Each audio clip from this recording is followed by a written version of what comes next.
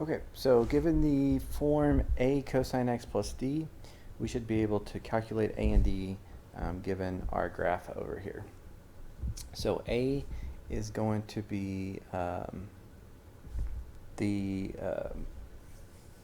amplitude, or help us determine the amplitude, and amplitude is, at least for sine and cosine, the absolute value of a.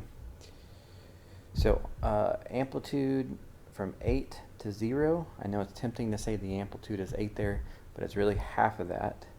So half of 8 tells me that the amplitude is 4. And we need to be careful, because if we just say that the amplitude is 4,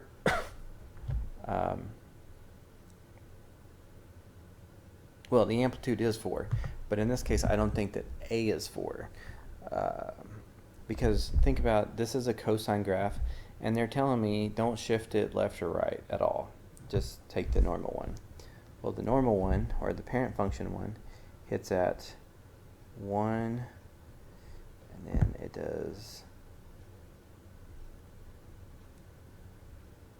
this. So it would hit up here.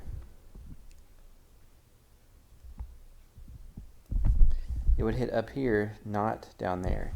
So I feel like it's probably been reflected as well. So we flip this down, flip this up. Now this becomes a low piece. This becomes a high piece. So I'm going to say a is -4, which still works because amplitude is absolute value of -4, which is still +4. So that doesn't mess up anything else that I know about the graph. Okay, and then D would be a vertical shift.